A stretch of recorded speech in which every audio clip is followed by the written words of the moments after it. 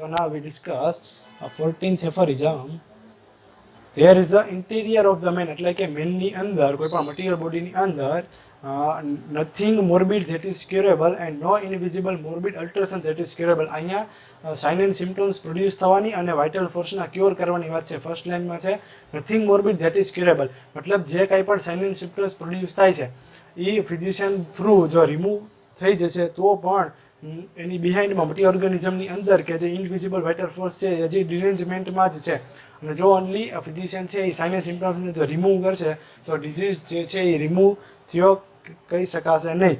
And no invisible morbid alteration that is curable, મતલબ જે invisible છે એટલે કે વાઇટલ ફોર્સ જે ઇમમટીરિયલ છે, જે ઇમ્પરસેપ્ટિબલ ટુ અવર સેન્સીસ છે, જો એને ઓનલી ક્યોર કરવામાં આવે અને ધેટ ઇઝ ક્યોરેબલ, મતલબ જો એને ક્યોર કરવામાં આવે તો એઝ અ હોલ ડિઝીઝ અને એને લીધે જો એને એક વાઇટલ ફોર્સ છે એ ક્યોર થઈ જશે તો ઓટોમેટિકલી જે સાઇન એન્ડ સિમ્ટમ્સ પ્રોડ્યુસ થયા છે અને જે સેન્સેશન ફંક્શન એબનોર્માલિટીઝ થઈ છે એ પણ ઓટોમેટિકલી જે રિસ્ટોર થઈ જશે, મતલબ જે ડિઝીઝ હતો એમાંથી ફરીથી રિસ્ટોર થઈને હેલ્થ તરફ આવી જશે. બટ જો ઓનલી ફિઝિશિયન છે એ સાઇન એન્ડ સિમ્ટમ્સને રિમૂવ કરશે તો disease as a whole and permanent cure થયો શકાશે નહીં. But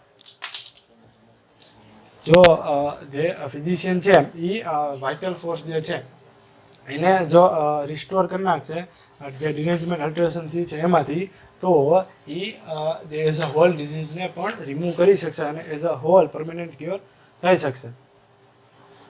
and by means of morbid sign and symptoms, એટલે accurately observing physician which does not make itself known to the accurately observing physician by means of morbid sign and symptoms. એટલે આમાં જે physician છે એ only શું પરસીવ કરી શકશે, શું એના માટે પરસેપ્ટિબલ છે ઓબ્ઝર્વ અથવા ફિઝિશિયન માટે, બટ ઓબ્વિયસ છે સેન્સર ફંક્શન જે એબનોર્મલ થયા છે એ અને સાઇન એન્ડ સિમ્ટમ્સ પ્રોડ્યુસ થયા છે એ જો આના ઉપર એ જશે અને જો ઓનલી આને જ રિમૂવ કરશે તો disease as a whole remove થઈ શકાશે નહીં. બટ જો જે વાઇટલ ફોર્સ જે ડિરેન્જ થયો છે એ ફરીથી રિસ્ટોર થઈ જશે, એ ફરીથી હેલ્ધી કન્ડિશનમાં આવશે તો પરમેનન્ટલી ક્યોર કરી શકાશે. And an arrangement in perfect conformity with the infinity goodness of all the wise preserver human life. એટલે આ પ્રિઝર્વર હ્યુમન લાઈફ જે ફિઝિશિયન છે એ વાઇટલ ફોર્સને જો ક્યોર કરી નાખે, એને જો વાઇટલ ફોર્સ જે અલ્ટરેશન થયું હતું એને ફરીથી જો રિસ્ટોર કરી નાખશે તો એ ડિઝીઝ કન્ડિશનમાંથી હેલ્ધી કન્ડિશનમાં જશે અને તો જ પરમેનન્ટ ક્યોર થઈ શકશે. So now we discuss aphorism number 15. The affection of the morbidly deranged spirit-like dynamic vital force that animates our body. આપણે ખબર જ છે કે જે વાઇટલ ફોર્સ છે એ મટીરિયલ ઓર્ગેનિઝમને એનિમેટ કરે છે ઇન ધ ઇનવિઝિબલ ઇન્ટેરિયર, અને ઇનવિઝિબલ છે ઇન્ટેરિયરમાં, ઇમ્પરસેપ્ટિબલ છે in the totality of the outwardly cognizable means કે perceptible symptoms produced by it the organism and representing the existing melody. જો અહીંયા એક વર્ડ આપ્યો છે મેલેડી, તો ન્યૂ વર્ડ છે, બાકી તો જે આપણે ડિસ્કસ કરી એ જ છે, બટ એક વર્ડ આપેલો છે melody. Melody it means uh disease. Melody it means disease એટલે અહીંયા શું કીધું છે કે જે વાઇટલ ફોર્સ જે ડિરેન્જ થશે તો એ જે પ્રોડ્યુસ કરશે સાઇન એન્ડ સિમ્ટમ્સ અને એના લીધે જેને આપણે ડિઝીઝ કહીશું, અને એનો બીજો વર્ડ છે melody, existing melody, and constitute as a whole they are the one and the same. એટલે આપણે પહેલા જ ડિસ્કસ કર્યું કે જે ડિઝીઝ પ્રોડ્યુસ થયો છે એ એઝ અ હોલ છે, એઝ અ વન છે, એઝ અ સેમ છે. Now the organism is indeed the material instrument of the life. એટલે જે મટીરિયલ ઓર્ગેનિઝમ છે, મટીરિયલ બોડી છે એ આપણને ખબર છે કે જે લાઈફ છે ઇમ્પરસેપ્ટિબલ છે અને જે મટીરિયલ ઓર્ગેનિઝમ છે એના થ્રુ જે લાઈફ છે એ લિવિંગમાં છે, મતલબ જે મટીરિયલ ઇન્સ્ટ્રુમેન્ટ છે લાઈફનું એ જ મટીરિયલ ઓર્ગેનિઝમ છે. So now but it is not conceivable without the animation imparted to it by the instinctively perceiving and regulating the vital force. And in the bracket, just as the vital force is not conceivable without the organism, consequently the two together constitute as a unity, although in the thought અહીંયા સુધી સમજીએ કે એમાં એવું જ કીધું છે indeed material organism of the life છે, મતલબ જે લાઈફ છે એનું મટીરિયલ છે, મતલબ જે એનિમેશન મટીરિયલ ઇન્સ્ટ્રુમેન્ટ છે એ ઓર્ગેનિઝમ છે, but it is not conceivable without the animation. અને જે મટીરિયલ ઓર્ગેનિઝમ છે એ વિધાઉટ ધ વાઇટલ ફોર્સ લિવિંગમાં નહીં હોય. એવી જ રીતે જે વાઇટલ ફોર્સ છે વિધાઉટ ધ મટીરિયલ ઓર્ગેનિઝમ એ પણ એક્ઝિસ્ટ નહીં કરી શકે. So without the animating imparted to it by instinctively perceiving and regulating the vital force. મતલબ જે મટીરિયલ ઓર્ગેનિઝમ છે એ વિધાઉટ ધ વાઇટલ ફોર્સ લિવિંગમાં નહીં હોય, એક્ઝિસ્ટમાં નહીં હોય. એવી જ રીતે જે વાઇટલ ફોર્સ છે એ વિધાઉટ ધ મટીરિયલ ઓર્ગેનિઝમ એ પણ એક્ઝિસ્ટ નહીં કરી શકે. જે આપણે પહેલાં ડિસ્કસ થઈ ગયું છે. Two together constitute as a unity. મતલબ જે વાઇટલ ફોર્સ છે મટીરિયલ ઓર્ગેનિઝમ છે as a whole, as a unity છે, એઝ અ સેમ છે, એઝ અ વન છે. Without the organism, consequently, the two together constitute as a unity, although in thought our mind separate this unity into two distinct conceptions for the sake of the facilitating the comprehension of it. મતલબ જે vital force છે અને material organism છે, body છે, એ constitute as a whole છે, but as for understanding, as for comprehension એ બંનેને સેપરેટ કરેલું છે.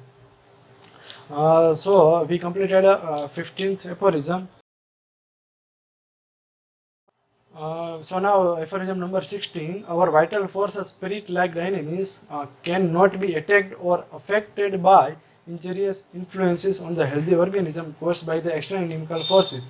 વાઇટલ ફોર્સ છે એ ડાયનેમિક છે, ઇમમટીરિયલ છે, ઇમ્પરસેપ્ટિબલ છે. મતલબ એ કોઈ પણ મટીરિયલ ઓર્ગેનિઝમ થ્રુ અથવા તો કોઈ પણ મટીરિયલ બોડી થ્રુ, કોઈ પણ ફિઝિકલ થ્રુ એ અફેક્ટ નહીં થાય, એના ઉપર અટેક નહીં થાય. ઓનલી કોઈ પણ ડાયનેમિક હશે, જેમ કે મોર્બિફિક એજન્ટ અથવા મોર્બિડ એજન્ટ છે જે ડાયનેમિક છે, જો એ જ ઓનલી અફેક્ટ કરી શકશે vital ફોર્સને. caused by the external inimical forces that disturb the harmonious play of life.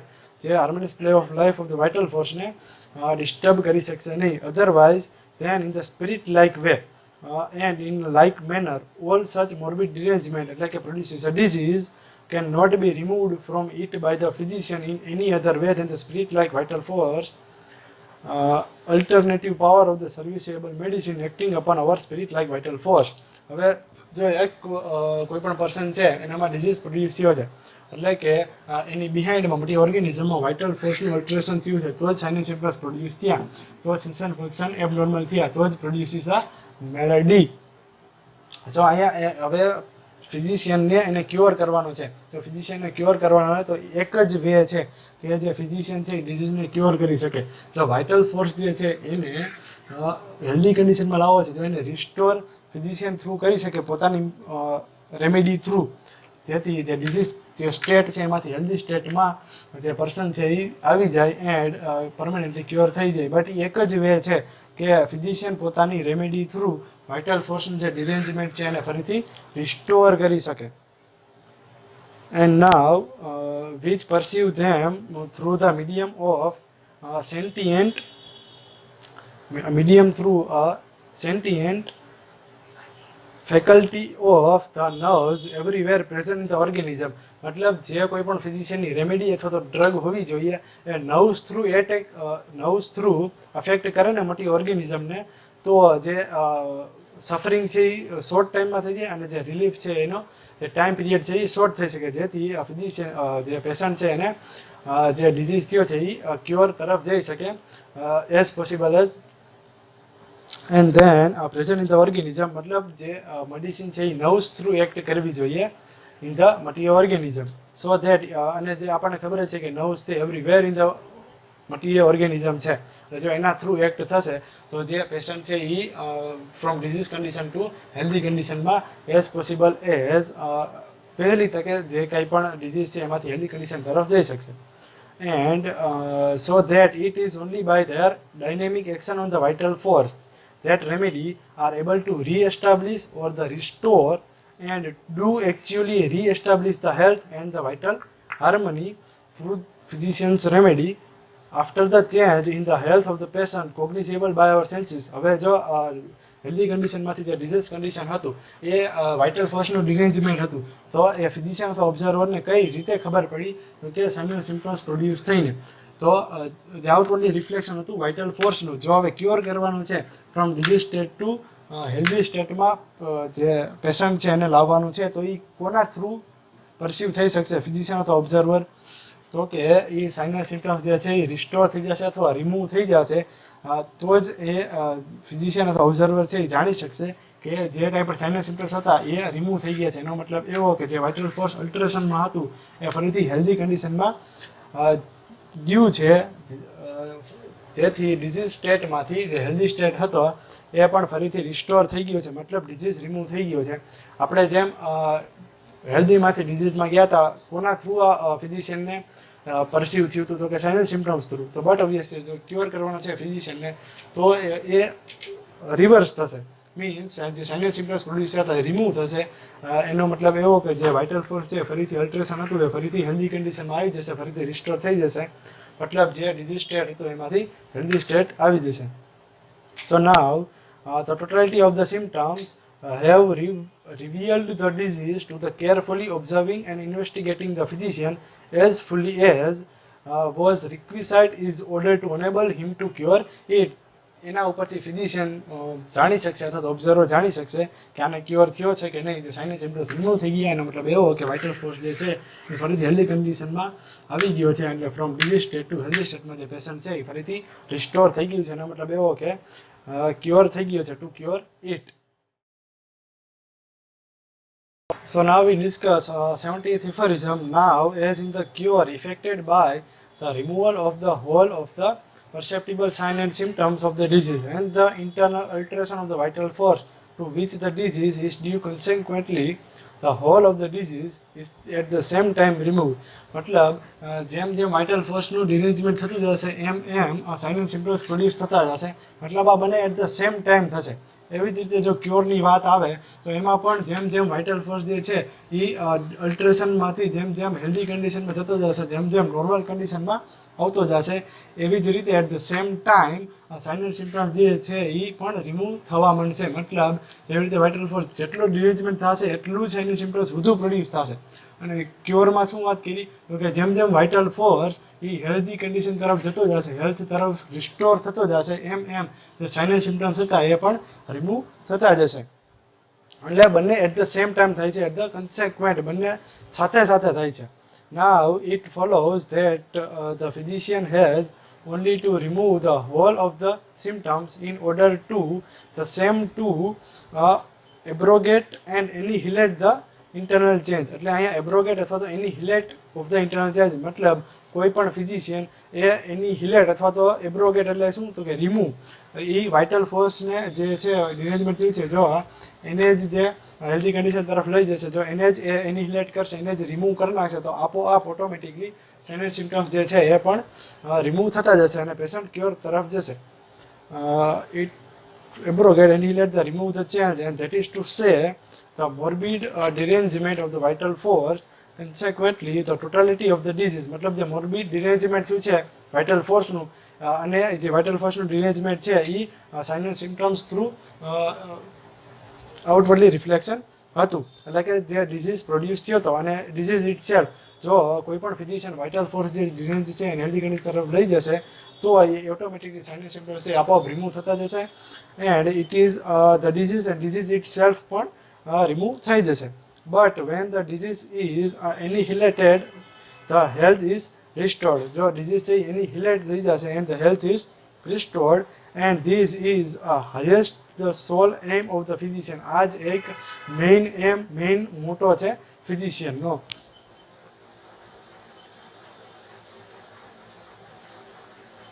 And who knows, मतलब physician knows the true object of the this removal of the disease, true object of his mission. એટલે કે જે true object શું છે ફિઝિશિયનનું, true object, to mission, to aim, to motto શું છે કે જે પેશન્ટમાંથી જે ડિઝીઝ છે એ એઝ અ હોલ રિમૂવ થાય. એન્ડ એ ફિઝિશિયન છે એને ખબર હોવી જોઈએ કે આપણો મોટો, આપણો એમ, જે મેઇન એમ, સોલ ઓફ એમ ફિઝિશિયનનો શું છે તો કે એઝ અ હોલ ડિઝીઝને રિમૂવ કરવો અને પેશન્ટને હેલ્ધી કન્ડિશન તરફ લઈ જવો એન્ડ પરમેનન્ટલી ક્યોર કરવું. કેવું ક્યોર? પરમેનન્ટલી ક્યોર, નહીં કે suppression and palliation. With consist not in learned sounding prating but in giving aid to the sick people. એટલે અહીં વાત એવી કરવામાં આવી છે કે કોઈ પણ ફિઝિશિયન છે એનો મેઇન મોટો છે, એમ છે, સોલ એમ છે આ જ હોવું જોઈએ કે જે ડિઝીઝને છે એ એઝ અ હોલ રિમૂવ કરી શકે. બટ એનો મોટો કે એમ એવું ના હોવું જોઈએ કે કોઈ પણ પેશન્ટ જે ફિઝિશિયન પાસે આવે છે અને પેશન્ટ છે એમને તો ખબર નહીં હોય કે ડિઝીઝ મને કયો છે, થોડી ઘણી ખબર હોય, બટ મેઇન જે ઇન્ટરનલી ડિરેન્જમેન્ટ છે એ ફિઝિશિયનને જ ખબર હશે. મતલબ આનો મેઇન મોટો એ જ હોવો જોઈએ કે જે ઇન્ટરનલી ડિરેન્જમેન્ટ થયું છે એને ફરીથી ક્યોર તરફ એને ફરીથી રિસ્ટોર કરી લેવું, મીન્સ કે વાઇટલ ફોર્સને ફરીથી રિસ્ટોર કરવો. આ જ એનો મેઇન મોટો છે. બટ અહીંયા sounding prating but in the giving aid to the sick people, but અહીંયા પેશન્ટને ખબર નથી એટલે જે ફિઝિશિયન છે એ only sign and symptoms remove થાય એવી મેડિસિન આપે તો એ પરફેક્ટલી પરમનન્ટલી ક્યોર નથી, બટ ઓનલી જે આઉટવર્ડલી રિફ્લેક્શન હતું વાઇટલ ફોર્સનું, રિએન્જ વાઇટલ ફોર્સનું જે પ્રોડ્યુસ સાઇન એન્ડ સિમ્ટમ્સ થયા હતા એને રિમૂવ કરશે. મતલબ અહીં પરમનન્ટલી ક્યોર નથી, ઓનલી સાઇન એન્ડ સિમ્ટમ્સને રિમૂવ કર્યા છે, બટ જે ઇન્ટરનલી ડિરેન્જમેન્ટ હતું વાઇટલ ફોર્સનું હજુ એમનેમ જ છે. તો અહીં ફિઝિશિયને પેશન્ટને ફૂલિશ નથી બનાવવાના, મૂર્ખ નથી બનાવવાના કે જે only sign and symptoms remove થઈ જાય મીન્સ તમારો ડિઝીઝ રિમૂવ થઈ ગયો છે. બટ ફિઝિશિયનનો મેઇન મોટો એ જ હોવો જોઈએ કે જે ઇન્ટરનલી વાઇટલ ફોર્સનું જે ડિરેન્જમેન્ટ છે એને ફરીથી રિસ્ટોર કરવું અને જે પેશન્ટ છે એ ફરીથી ડિઝીઝ સ્ટેટમાંથી હેલ્ધી સ્ટેટ તરફ જઈ શકે. So now we completed 70th aphorism and now we discuss the 80th aphorism. From these indubitable truth એટલે શું તો કે indubitable truth, એમ કોઈ પણ ડાઉટ ના કરી શકે એવું indubitable truth that besides the totality of the symptom nothing can be any means the discovered in the disease wherewith they could express their need of aid. અહીંયા વાત શેની કરવામાં છે આપણે ડિસ્કસ કરી ચૂક્યા છીએ કે અહીંયા વાત એવી છે કે જે ઇન્ટરનલ ડિઝીઝમાં વાઇટલ ફોર્સ છે એ પ્રોડ્યુસ સાઇન સિમ્ટમ્સ કરશે, બટ એના કોઈ પણ અધર વે જે વાઇટલ ફોર્સનું ડિરેન્જમેન્ટ છે એ એક્સપ્રેસ નહીં થાય, એ એક્ઝિસ્ટ નહીં કરે મટીરિયલ ઓર્ગેનિઝમ ઉપર. કોણ? Vital force. એટલે આ વાઇટલ ફોર્સનું જે ડિરેન્જમેન્ટ છે મતલબ એ એક જ વે છે એનો કે જે પોતાનું જે ડિરેન્જમેન્ટ છે એ રિફ્લેક્ટ કરી શકે મટીરિયલ ઓર્ગેનિઝમ થ્રુ. કોના થ્રુ? તો કે સાઇન એન્ડ સિમ્ટમ્સ પ્રોડ્યુસ કરીને. And it follows undeniably that the sum of all symptoms એટલે totality of symptoms in each individual case of the disease must by the sole indication and the sole guide. એટલે આ જે એક must સોલ indication છે, આનું main indication છે vital ફોર્સના ડિરેન્જમેન્ટનું, એ most sole અને most important and only one કે જે વાઇટલ ફોર્સ જે ડિરેન્જમેન્ટ થયું છે એને outwardly reflection sign and symptoms through જશે તો એ એક જ એવું મેઇન છે, એક જ ઇમ્પોર્ટન્ટ છે કે જે એક જ વે છે વાઇટલ ફોર્સના ડિરેન્જમેન્ટને આઉટવર્ડલી રિફ્લેક્શન સાઇન એન્ડ સિમ્ટમ્સનું આવવું. કોઈ પણ બીજો વે નથી કે જે ઇન્ટરનલી વાઇટલ ફોર્સનું ડિરેન્જમેન્ટ થયું છે એને જે વાઇટલ ફોર્સ છે એ મટીરિયલ ઓર્ગેનિઝમ થ્રુ એક્સપ્રેસ કરી શકે. મતલબ આ એક જ વે છે કે જે ઇન્ટરનલી ડિરેન્જમેન્ટ ઓફ વાઇટલ ફોર્સ છે એને એક્સપ્રેસ થઈ શકે મટીરિયલ ઓર્ગેનિઝમ થ્રુ. અને જો ફિઝિશિયન છે આ ઓબ્ઝર્વ કરશે પ્રોપરલી કે જે સાઇન એન્ડ સિમ્ટમ્સ પ્રોડ્યુસ થયા છે એ પ્રોપરલી એડજસ્ટ પ્રોપરલી કરશે તો જ એ ચૂઝ ધ રેમેડી, મતલબ જે પ્રોપર રેમેડી છે એને ચૂઝ કરી શકશે. ત્યાં સુધી એ રેમેડીને ચૂઝ નહીં કરી શકે અને જો પ્રોપર રેમેડી ચૂઝ નહીં થાય તો એ વાઇટલ ફોર્સ પર એફેક્ટ નહીં કરી શકે. મતલબ જે અલ્ટ્રેશન છે વાઇટલ ફોર્સમાં એને ફરીથી હેલ્ધી કન્ડિશન તરફ નહીં લાવી શકે તો ડિઝીઝ છે એ પરમનન્ટલી ક્યોર થઈ શકશે નહીં. બસ આ તો બધી આપણે ડિસ્કસ થઈ ગઈ છે. So now V completed from એફોરિઝમ number 9 to 18. એટલે અહીં આપણે વાઇટલ ફોર્સનો જે આખો પોર્શન હતો એ કમ્પ્લીટ કર્યો. Thank you.